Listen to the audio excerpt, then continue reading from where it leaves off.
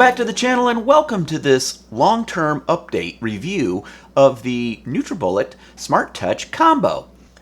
Many of our viewers have probably been like this. Well, we're waiting. When it comes to the time from our initial unboxing that Keith did to actually getting around to this long-term review. As a matter of fact, this may be the longest term review in existence on YouTube for the Nutribullet Smart Touch Combo Kit. Keith, I hope you've been putting this time to good use and really putting this device through its paces. So why don't we go ahead and spin things off to Keith in his kitchen to really go through in probably some great detail everything that he's learned and discovered about the Smart Touch Combo. Yeah, Bruce, thanks. So let's light this candle. First off, welcome to my kitchen. Today is the follow-up episode to the OG Part 1 episode where we did an unboxing and kind of initial reaction review of the Smart Touch Combo from Nutribullet. So here's on the overhead the device that we're talking about, Nutribullet Smart Touch Combo. And I'll start off with some gratitude. Thank you to all the viewers who found this video, watched it, commented on it, liked it.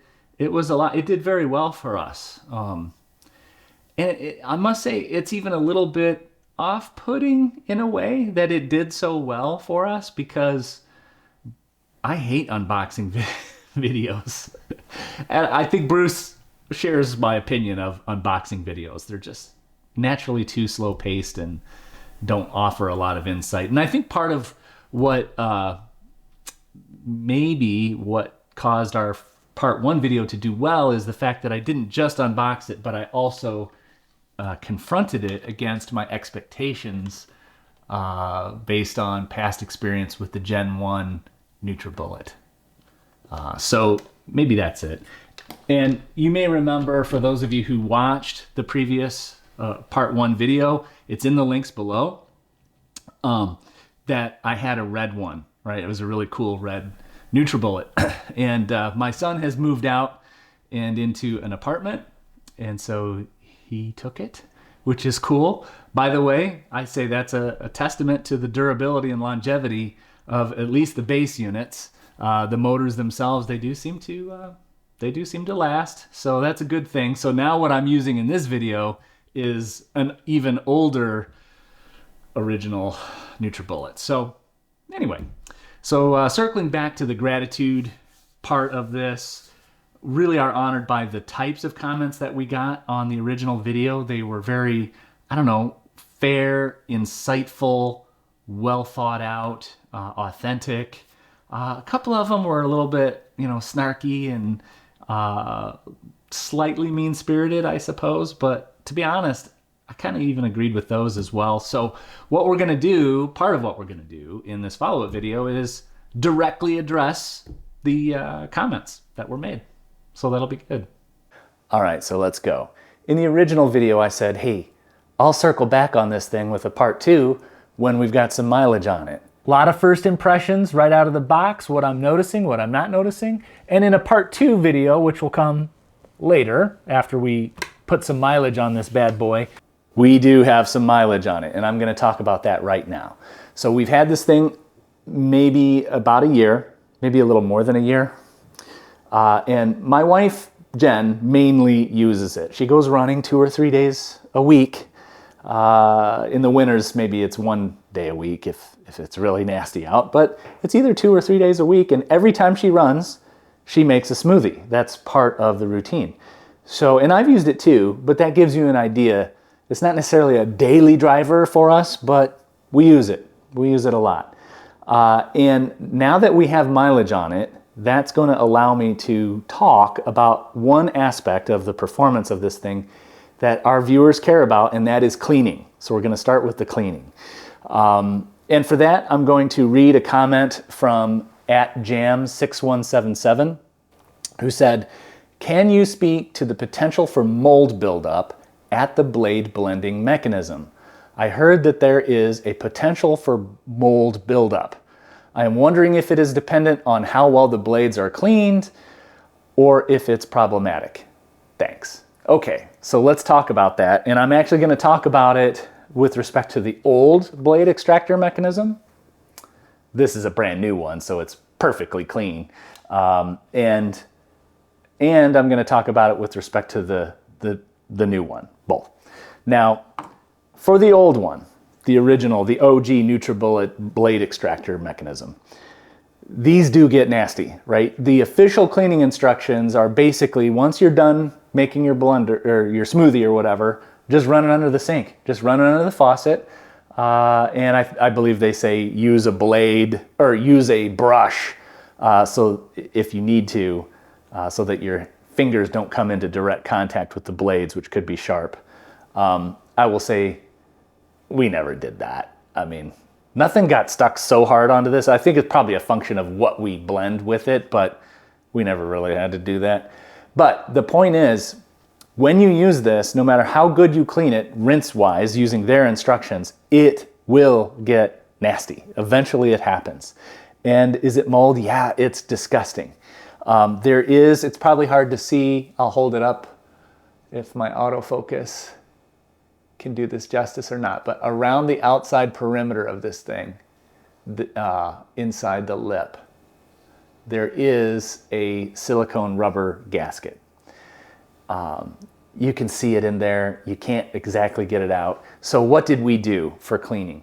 At that point, once we see things happening, we would start to use this, what is this called? The hand sprayer, just to get a little extra, little pressure on it. But at some point, you just have to realize this gasket has got to go. I think Nutribullet doesn't want you to replace the gasket. I'm not 100% sure about that, but I think so. You definitely don't put this in the dishwasher. They do say that. But at some point you have to decide either this thing's going in the garbage or I'm going to try to replace that gasket. It has to be. You can buy replacement gaskets. So we would do that, and you pull that gasket out, and I'm not lying, it can be like hell on earth under there, right? It's disturbing. So part of the reason why I bought this new one is so that I can give it to my son. In the original video, the link is below in the description. We had a cool red Nutribullet, which is what we really used before we bought the new one. But he moved into a new apartment, so we gave him the red one. And so now I have this older one. Actually a bit of a testament to the durability of these things. I mean, the motors themselves, they just seem to keep going, right? There's other aspects of reliability and durability, but the motor base itself, they seem to just keep trucking. But yeah, what I'm saying is that it doesn't matter how well you clean it. They are going to get nasty. Now, let's talk about the new one. So one thing I will say is, first off, there does not seem to be exhaustive cleaning instructions for the new blade extractor unit, the so-called Easy Twist. I learned that's what it's called. These detents that are kind of around the perimeter, where your fingers can fit and you can get extra torque to remove and put it on.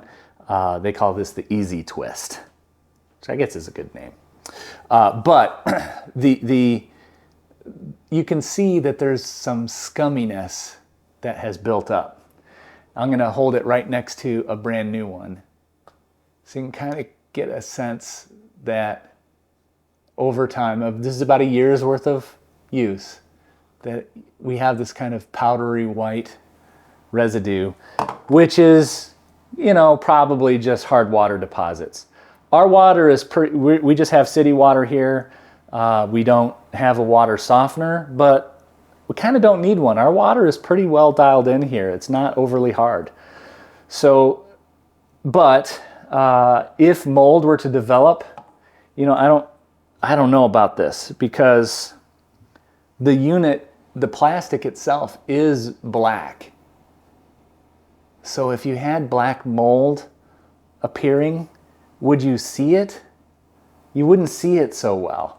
So I'm not so paranoid about this yet that I'm not going to use it. I'm going to use it today, but I am going to clean it, and maybe I'll make a separate episode about that. One final recommendation. In the past, when we've had to clean these things aggressively, I mentioned how we took the silicone gasket out. But I would use this product right here, which is really just vinegar, but it's in a gel form. Maybe I'll hold it up under this camera as well. Now this vinegar gel, it worked for us. I mean, vinegar cleans, right? It does. I liked the gel form aspect to it because I've used it on other dark plastics and it doesn't seem to do anything to black plastic in terms of discoloring it or damaging it. And I like that it clings to all the nooks and crannies, right? There's threaded mechanisms inside, there's threads in here, little nooks and crannies. Without it being a gel format, I would just have to use regular liquid vinegar and just dunk it in a bath of it. So it's convenient to use the gel. Now, I may try that, but for this new one, this easy twist, so I've got the old scummy and here's the brand new version of it. I want this to look like this. So what I'm gonna do is I'm gonna try a new product on this called Super Clean. So I haven't decided yet exactly which one I'm going to use. Either going to use just the liquid spray or this spray foam format, aerosol spray foam. Yeah, this is better on this camera. So I think that this is going to do the trick. I'm going to do cleaning with this on my blade extractor after this episode, and maybe I'll do a follow-up episode to let you know. I trust this stuff. You can use this on grill grates. It's biodegradable detergents. I mean, you shouldn't be drinking this stuff, but as long as you rinse it off, it's perfectly safe. So I'm gonna try this and follow up on it later. Okay, another topic, but still cleaning related, is to talk about the pitcher. Let me grab the pitcher here. Now, the first thing you might notice with our Smart Touch combo pitcher is that, gosh, Keith, it looks perfectly clean. And it is perfectly clean because we never use it. We just never use it. I don't know, we're just not margarita people, I guess. That's kind of what in my mind I envisioned having the pitcher for, was to make some kind of alcoholic mixed drinks, and we just don't do that, so I don't know. But I'm gonna address it because of the comment from @invest4tomorrow, who said, if the pitcher base isn't removable for cleaning, this unit is worthless. I love it. Tight, provocative, love that kind of comment. Yeah, so there is a different cleaning strategy for this than for the blades. Actually, as I mentioned, they don't really talk about the cleaning procedure for the new blades, but for this they do in the user guide. This they do, and they do say that this is dishwasher safe, top rack only, no sanitize mode. So what they're specifically worried about with the sanitize mode is the heat. If you put plastic things in general, even though this I think is BPA free, this is sturdy, high quality plastic. Probably would be better if it was glass, but it's not. But the plastic will deform and warp under extreme heat. So if you use the sanitize mode on your dishwasher, you're asking for trouble. And I think that's why they also recommend top rack only for this thing. I probably will go bottom rack on my dishwasher because I think that what they think bottom racks is that there are exposed heating elements in a lot of dishwashers will have exposed heating elements, so the bottom will get very hot. But my dishwasher doesn't have the raw exposed heating elements on the bottom. So my bottom rack versus top rack, the heat difference isn't naturally that different. So I don't think I care about that, but the sanitize mode is to be avoided. Also, I will note that the old blade mechanisms that were detachable on the Nutribullets have a kind of a rubber teeth. I'll use the overhead. So you see this kind of, these rubber teeth. And as I mentioned before, there is a silicone rubber gasket in here. I think that's why they don't want you putting this in the dishwasher. But this, they have no problem with you using it in the dishwasher, because look at there is no rubber engagement mechanism here on the pitcher. It is permanently attached, but it isn't rubber. So I think that means that a dishwasher strategy could work for this, even though I fully agree it would be better if it was detachable. The last thing I do want to say about this pitcher, even though we've never used it, is that I don't feel good about that. I want to use it, not to make margaritas, but to make soups. So I've actually decided that I'm going to make some soup in this. Now, soup can be hot, or it can get hot just because you're spinning it like crazy, whatever kind of soup you're making. This is something I am looking forward to, because on the old Nutribullet, I tried to make bulletproof coffee, where you just pour some coffee in, which is hot coffee, and then throw in some pads of butter and some MCT oil. And that was bad. We had an explosion. You're not supposed to put hot stuff in a regular Nutribullet vessel.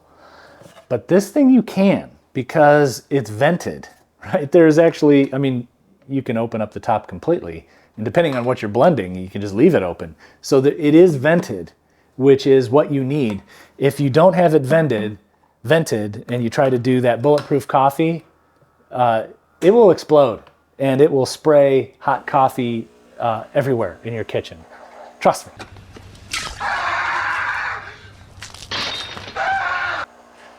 So, looking forward to trying it.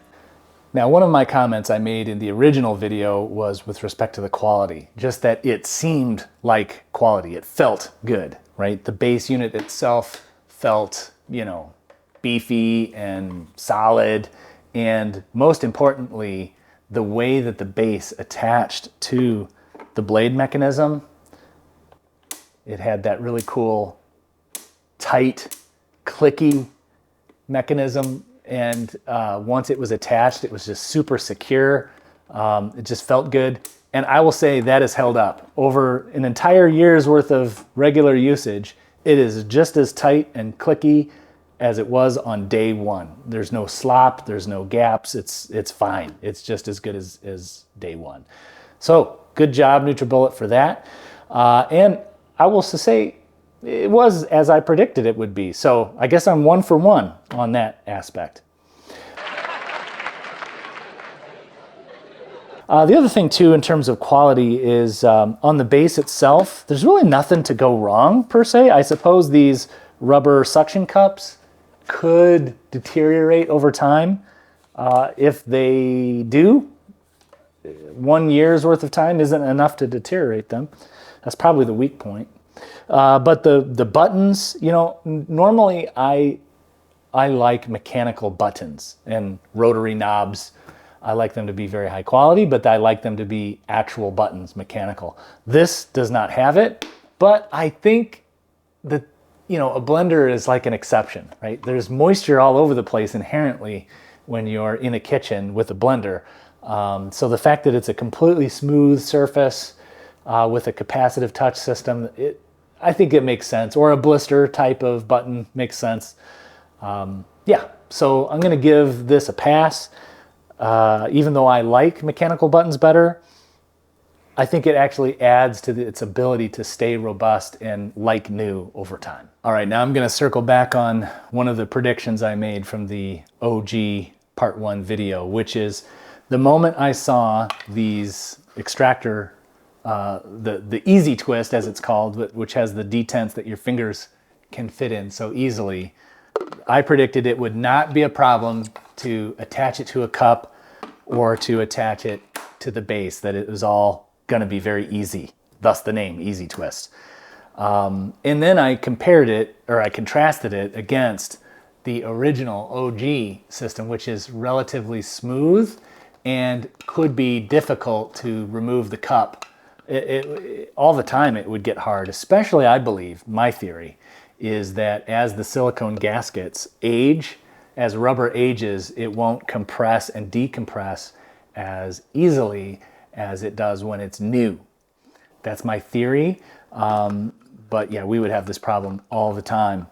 Now, this comment is agreed to by @GreenScarab2, one of our commenters, who agreed and commented, the best thing Nutribullet did was change the way it attaches, right? So you and I are on the same page there. But check out the comment from @Salvarani Alexander 837. Took me a while to figure out how to say that. But @Salvarani Alexander 837 says, my blade is stuck to the base. Can you tell me how to unlock? I tried all the tricks. So I will say yes. We also had that problem. And it actually kind of surprised me that it would be a problem, but specifically to get the easy twist base and the cup apart, we had a hell of a time once. In fact, it was stuck on there so hard, I kind of had to give up. And I didn't really do any tricks per se. I don't have a trick to give you. It really, in the end, just took an all-out Herculean, hernia-inducing effort. It's really what it ultimately amounted to. I gave up. Jen came in and like, let me try this, and she tried, and eventually I just had to like rest for like 15 minutes and come back at it again. That's how hard it was on. Not a joke. However, I will say this, that it hadn't happened again. It has not happened again. We didn't do anything different. We just kind of kept using it, and it just wasn't a problem. This is weird. So I have a theory based on that, which is these cups, these Nutribullet cups, they have a maximum fill line. So when you're building, you're not supposed to fill the liquid or the solids over a certain line. I think that's probably what we did. I think we just overpacked it or overfilled it. And also note, this is a sealed container. This is a sealed chamber. So the pitcher, that could never happen.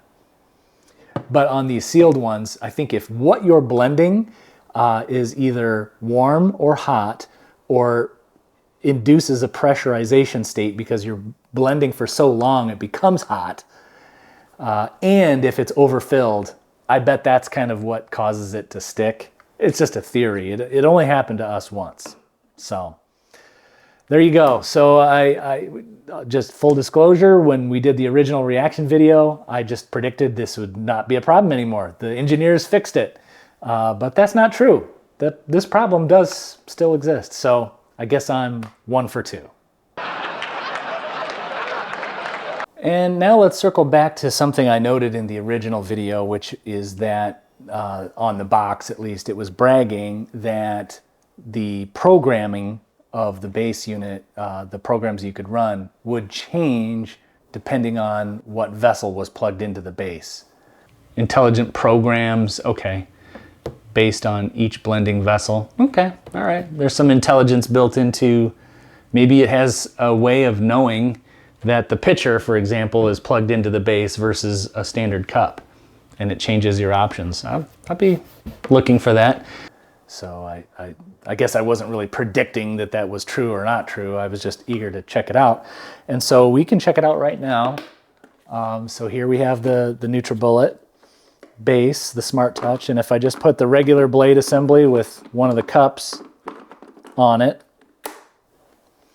and then turn it on, you can see smoothies, frozen drinks, and puree are what's available as the options. Yeah, and if I take that off and put the pitcher on, boom, boom, now you can see a fourth option appears, which is soups.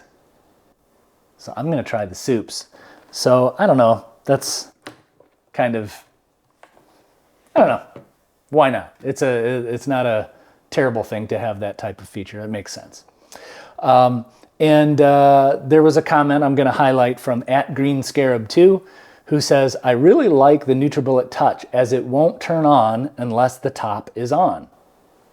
Yeah, that's interesting, right? So I don't have a top on it, and if I turn the power on or off, all the controls are non-functional. Yeah. So I guess that's what he means. And I suppose there's no way it could mean if this top is not on, because I don't see any sensors up here. Maybe there is. Let's try it. So now the pitcher is attached, but the top of the pitcher is not on. Oh, yeah, look. It's smart enough to know that it knows that the base is attached, but looky here, there's a piece of metal on the pitcher. That's it. That has to be. So there's something about this handle that it's the metal allows it to yeah. And in fact, it wasn't until I attached this specific part of the lid onto the pitcher that the controls lit back up. So yeah, that is impressive. Good point, Green Scarab 2. 2 points for Gryffindor. Yeah. So again, I don't think I made a prediction about whether it would or wouldn't work. I just wanted to check it out, and now we have together. All right. Don't mind Jen. She is just cooking. This is a active kitchen today. One of the things I commented on the original video was about the accessories, specifically the lids that come with the cups for the Smart Touch blender. Now, I don't like flip tops. I really don't. And my prediction was that I was going to just go to the website or Amazon and look for third-party lids, if I had to, that just were not flip tops. A little disappointed, but those don't seem to exist. What's up with that? I don't know. That's disappointing. The other thing I will say, though, is that there are 2 different kinds of flip tops. I'll show them on the overhead camera. There's this kind, which is kind of bulbous on the top and has a tiny levered flip top. Looks like that. And then there's this one. And this one has a gigantic kind of flip top, but it has this curvy opening. I actually can live with this one. I like this. I mean, it feels good against your lips. So I'm not a flip top guy, but I kind of have no choice but to be a flip top guy. And I guess this is the one that I like. All right, another comment worth making. I stated in the original video towards the end, I made some commentary about the sound level. And I noticed that on the packaging, they never really bragged about the sound pressure levels, the dBs, no zones, no sound quality metrics whatsoever. And my prediction was that, well, they're not bragging about it because it's bad, right? And after about a year of usage, I can say, yeah, it's bad. it's loud.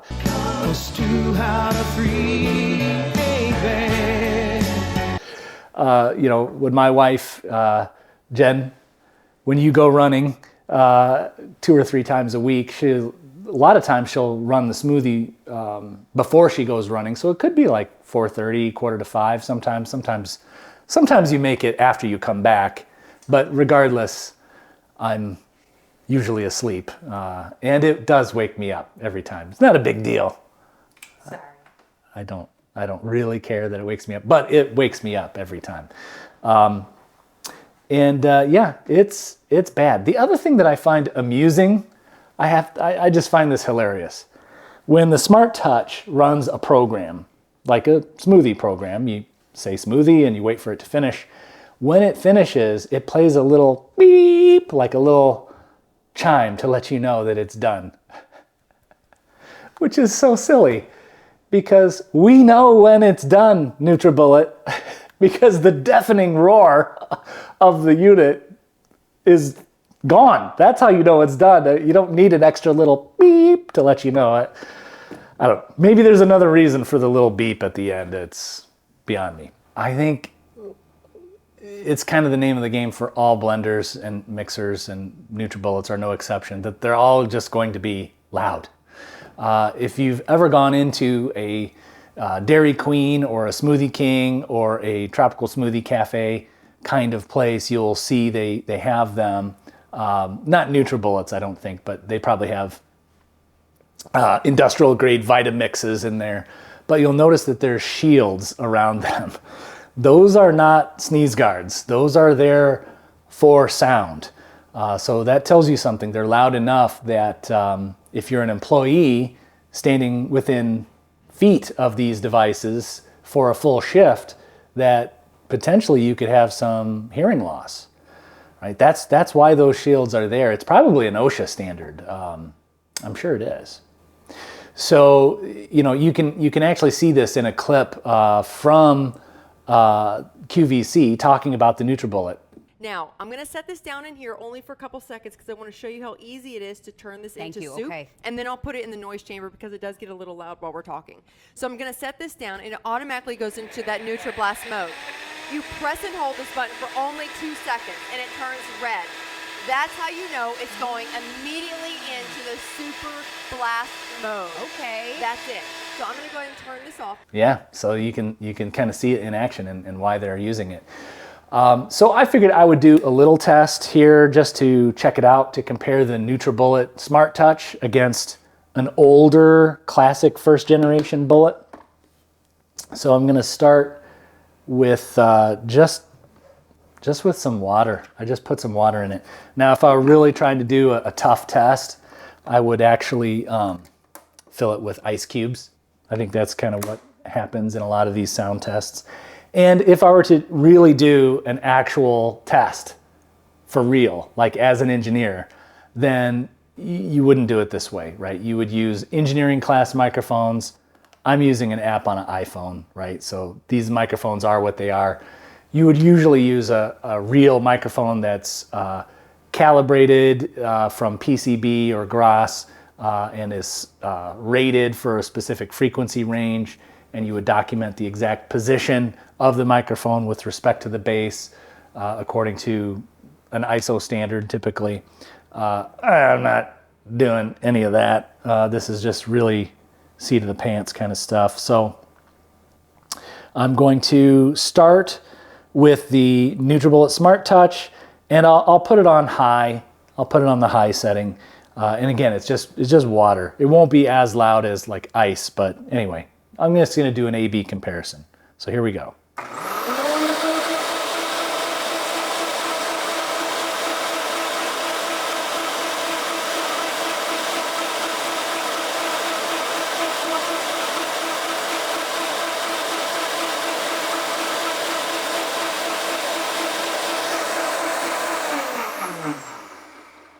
Yeah, not too bad.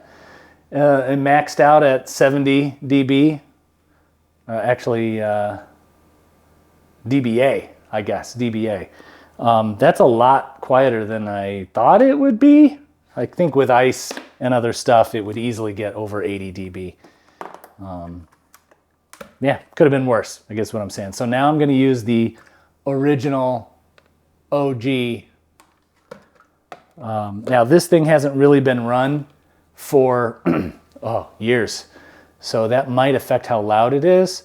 I expect it to be louder. There's not as much space or packaging around the original Nutribullet chassis design to be able to mitigate sound. But it is a lower wattage rating as well. I mean, the Nutribullet Smart Touch is 1500 watts, so that just bigger motor, louder motor. So this thing is smaller, so maybe, I don't know what the wattage is, but it has that in its advantage. So before we had a max of 70, so let me reset and we'll do this. Oh, of course I have to plug it in.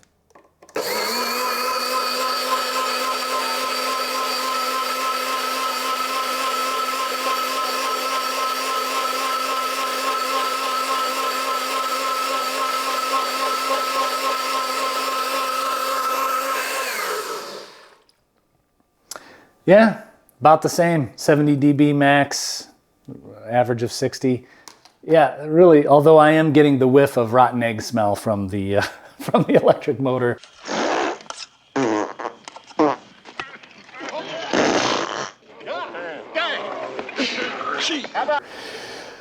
Which I did not get on the Smart Touch combo. But anyway, that's about the same. But either way, it's bad. All right, so now I want to talk about performance. So this was brought out by one of our viewers at Jam6177, who made the comment, when you do the part 2 review, can you maybe stress the consistency to show how well it blends greens and fruit skins? So, good question. Actually, I never personally really had that concern too much, especially not for greens, because we never really had that problem on the old Bullet. So my assumption was, yeah, this new Nutribullet Smart Touch is a stronger motor. Why would it be worse, or why would it need to be better? So that was kind of my thought going in. Having said that, though, there are a couple of things that do not get very well mixed by either the old or the new Smart Touch. And one of those is when my wife makes smoothies, she has 4 different kinds of fruits, always blueberries and strawberries, which those are never a problem. But then also raspberries and blackberries. And I don't know if it's the raspberry or the blackberry, but they have very, very small, not like microscopically small, but very small hard seeds. And it is frustrating because the Smart Touch gets them, but it never really gets all of them. So there's a bit of grittiness to it every time. And Jen just lives with it. She just, okay, it's a little gritty, whatever. Boom, drinks it anyway. But it would be nicer if it was fully smooth, I guess. The other thing is when I make smoothies, one of my secret ingredients that I often put in is this, vanilla beans. They're kind of expensive, but what I've learned is a little goes a long way. So what I'll do is I'll chop off maybe a ½ inch worth of vanilla bean and just throw it in with all my other stuff. And for whatever reason, it gets like 99% of that, but there's always like one little bit of vanilla bean that's intact and you're chewing the bean part. I kind of feel the same way as Jen. You know, when I get to that one little part, I'm like, okay, this is the part that's a little bit not mixed perfectly. The Smart Touch doesn't deal with that any differently than the old Nutribullet does either. But to talk about what is done, you know, there's a clip from one of the Nutribullet videos that kind of makes a mention that the pitcher is specifically designed for the Nutribullet. That is true. And I want, for all of you viewers who have these units or have a unit that has multiple vessels, right? In my case, I have a pitcher. I also have a cup with a different blade assembly. That's my point I'm trying to make. Look at this blade assembly, right? Just take a look at it, eyeball it.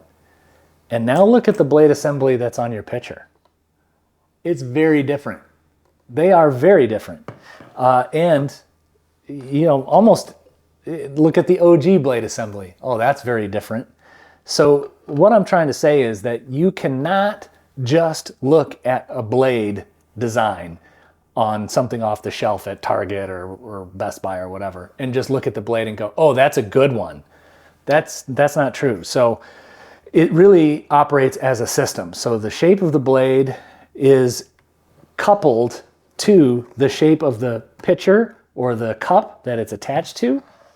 And it's also a function, of course, of the speed of the motor, as well as the actual material that you're blending. But the engineer can't know what you're going to put in your blender, but everything else, it's very deliberately optimized with numerical simulation tools, which are known as like a multi-physics-based CFD tools or computational fluid dynamics.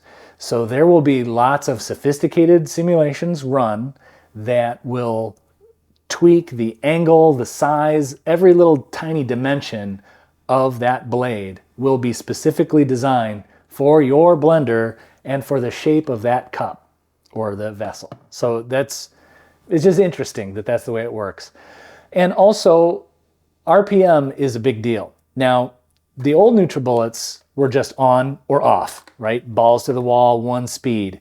And what would happen is that a solid, a piece of fruit skin or a seed or whatever it was, once that vortex is generated, it would achieve some kind of static-ish elevation within the vessel, and it would basically escape the touch of the blades. But the Smart Touch does not do that. The Smart Touch has, in its program, it doesn't just go at one speed. If you blend smoothies, you will notice that it slows down and speeds up and slows down. So by varying the RPM, it's allowing solids that have not yet been fully chopped up to sink within the vortex and to reintroduce themselves to the blades. That's very important. The RPM is very important. So the Nutribullet Smart Touch has all of that. They have good engineers, and I think the mixing performance is as good as I would expect. The only thing I could imagine would make it better is if it went 50,000 RPM and there was a 100,000 watt motor, which doesn't exist, but I think it's as good as it's going to get. So that's it. That's my long-term, 1 year long mileage review of the Nutribullet Smart Touch combo. I hope you appreciated it. I am going to film a couple of recipes showing this in action. If you're interested in that, stay tuned. All right. Well, thanks, Keith. I know I appreciate all the work you put into this. I'm not sure there was a stone you left unturned, to be perfectly honest. So this episode is getting a little bit long. Keith did mention that he's got a couple of recipes for you. What we're going to do is actually roll those out as a separate video. So if you're interested in a couple of freebie recipes that Keith is going to throw your way, I will put that together in a separate video. We'll have a link in the description once those videos are posted, because this video will probably post first. So thanks for hanging in here for a very long video. If you did enjoy this video, please give it a like. So if you've made it to this point, you clearly like some of the content, so it might be worth subscribing so you can see some additional videos that we put out in the future. So for Keith and Bruce and our guest appearance from Jen, you'll see us on the next episode of Dad's Talk Tech.